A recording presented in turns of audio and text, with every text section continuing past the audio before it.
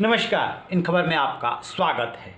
कृषि कानून को लेकर के किसान और सरकार आमने सामने है। कल किसानों ने चक्का जाम का आह्वान किया है और बॉर्डर पे ऐसी ताड़बंदी की गई है, ऐसी बाड़बंदी की गई है, कीलें लगाई गई है कि किसी भी सूरत में किसान दिल्ली के अंदर न घुसने पाएँ, क्योंकि रिपब्लिक डे का जो अनुभव है वो बहुत ही खराब है। उस दिन दिल्ली में हिंसा और उपद्रव हुआ था। इधर जिस तरीके से संसद के दोनों सदनों में इस मसले को उठाया जा रहा था, जब बारी कृषि मंत्री नरेंद्र सिंह तोमर की राज्यसभा में बोलने की आई तो उन्होंने क्लियर कट ये संकेत दिया कि सरकार कृषि कानून वापस नहीं लेगी। सबसे पहले सुनिए कि वो क्या कह रहे हैं। कृषि का क्षेत्र हम सब जानते हैं बहुत महत्वपूर्ण है।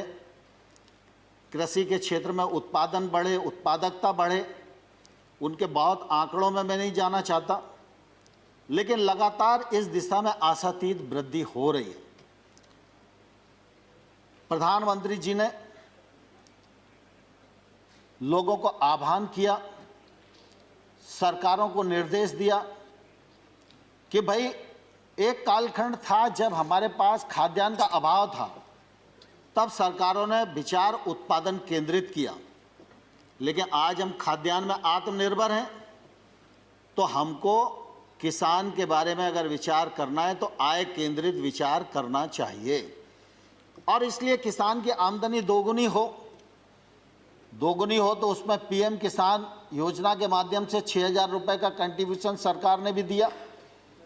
और आज हम ये कह सकते हैं कि 10 करोड़ 75 लाख किसानों को 1,15,000 करोड़ रुपया डीबीटी के माध्यम से उनके अकाउंट में भेजने का काम किया है। लेकिन साथ ही साथ जब किसान की आमदनी दोगुनी करना है तो एक तरफ से काम करेंगे तो नहीं चलेगा। किसान की उत्पादन भी बढ़ना चाहिए, उत्पादकता बढ़ना चाहिए। उत्पादकता के लिए टेक्नोलॉजी का उपयोग होना चाहिए, सिंचाई के साधन बढ़ने चाहिए, लोगों को सूक्ष्म सिंचाई की ओर जाना चाहिए, फर्टिलाइजर की बीज की उपलब्धता समय पर होनी चाहिए।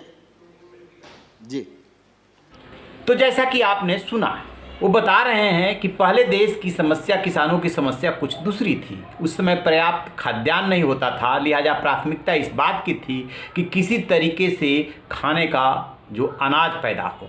इसके बाद जब देश आगे बढ़ा, हम खाद्यान्न के मामले में आत्मनिर्भर होने लगे, तो सवाल पैदा हुआ कि किसानों की स्थिति कैसे सुधारी जाए।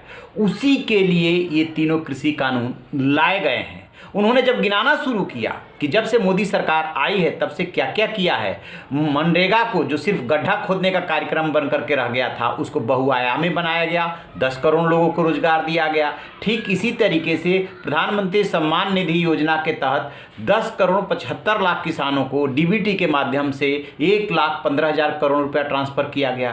किस तरीके से क्रेडिट कार्ड योजना का लाभ दिया गया, कैसे उस पर इंटरेस्ट कम किया गया, सब एक एक करके वो गिनाते रहे। और वो ये भी बोल रहे हैं कि हर हाल में मोदी सरकार का जो टारगेट है वो किसानों की आय 2022 तक दोगुनी करने का है और उसी दिशा में सरकार ये काम कर रही है। फिर वो पूछते हैं कंट्रैक्चुअल खेती में कहाँ ये प्रोविज़न है कि जो है व्यापारी पैसा लेकर के भाग जाएगा। सब जगह किसानों के हित में प्रोविज़न है कि बिना पैसे दिए नहीं जाएगा। किसान चाहे तो अलग हो सकता है, व्यापारी अलग होना चाहेगा तो पहले उसे भुगतान करना पड़ेगा। कोई किसी की ज़मीन कैसे ले सकता है, ये किसानों को बरगलाया जा रहा है, उनमें भ्रम पैदा किया जा रहा है। फिर आगे वो बोल रहे हैं कि आप बताओ तो सही कि इसमें काला क्या है। हालांकि उधर से जब अकाली दल के सांसद बाद में उठे तो उन्होंने काला बताने की कोशिश की। वो पूछ रहे हैं कि जब किसानों से 2 महीने तक हमारी वार्ता होती रही तब भी मैंने उनसे पूछा कि बताइए कि इस तीनों कृषि कानून में कहाँ कहाँ ऑब्जेक्शन है, हम उसमें संशोधन कर देते हैं, इसमें काला प्रोविजन बताइए, काला कहाँ है, कहाँ किसान हित में नहीं है।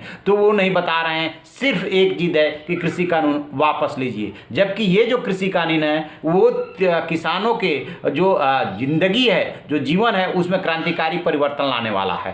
तो हम संशोधन के लिए तैयार हैं, कानून वापसी के लिए नहीं, ये उन्होंने स्पष्ट कर दिया। तब देखते हैं कि आगे, क्योंकि उनके ये बात तो वो मीटिंगों में भी बोलते रहे हैं, किसानों के साथ जो वार्ता चली है, क्या इसे समस्या का समाधान सुलझ जाएगा? बिल्कुल समाधान होने वाला नहीं है, क्योंकि किसान भी अपनी जीत पे अड़े हुए हैं और अक्टूबर तक जो है आंदोलन की बात कर रहे हैं। इसके बाद के लिए वो अगली डेट बाद में घोषित करेंगे। कहीं ना कहीं इसका समाधान निकलना चाहिए, बीच के ही रास्ते में आके समाधान निकले, यही देश समाज किसान के हित में है। तो आप रहिए ना बेखबर, देखते रहिए इन खबर। Thank you. इन खबर चैनल को सब्सक्राइब करें।